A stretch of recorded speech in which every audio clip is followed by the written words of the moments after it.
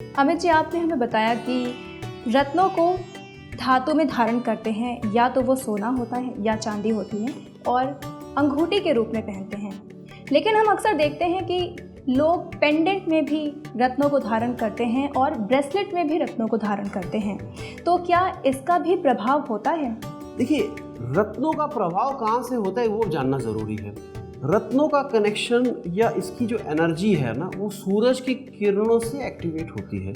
जब सूरज की किरणें इस पे पड़ती है और लाइट इसके थ्रू पास होती है तो हमारे शरीर में जाती है। ये स्टोन्स हमारे शरीर से टच होते हैं। तो जितना सूरज की किरणें रत्नों पे पड़ेंगी उतना ज़्यादा प्रभाव उसका हमारे शरीर पे, हमारे जीवन में रहेगा। सबसे ज़्यादा जो लाइट हमारे हाथों पे पड़ेगी और सबसे कम लाइट हमारे गले पे पड़ेगी, क्योंकि ये दूर है थोड़ा। तो अगर आप गले में पेंडेंट धारण करते हैं तो मेरा यह मानना है कि 50% रिजल्ट देगा। लेकिन अगर आप रिंग के फॉर्म में आप पहनते हो तो ये पूर्ण रूप से 100% रिजल्ट देगा।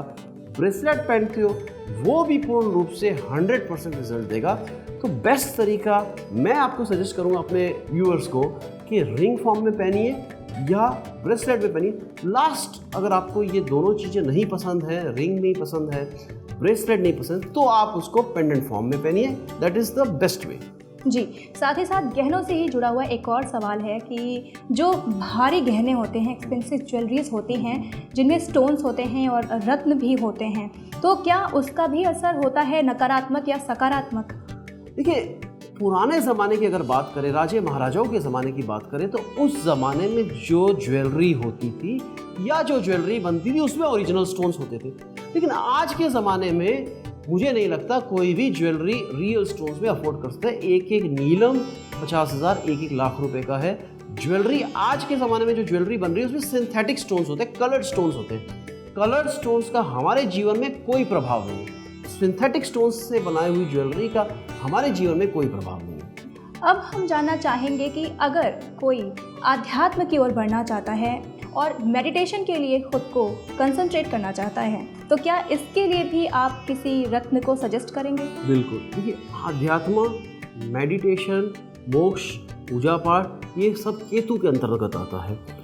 तो जिस इंसान को आध्यात्म में रुझान है, मेडिटेशन में रुझान है, ज्योतिष में रुझान है, ऐसे इंसान को हम सजेस्ट करते हैं आप एक कैट्स आई या लसुनिया पहनिए। ये आपके लिए बहुत लाभदायक है। मेडिटेशन में हेल्प करेगा, एस्ट्रोलॉजी में हेल्प करेगा और स्पिरिचुअलिटी की तरफ आपका रुझान बढ़ाएगा।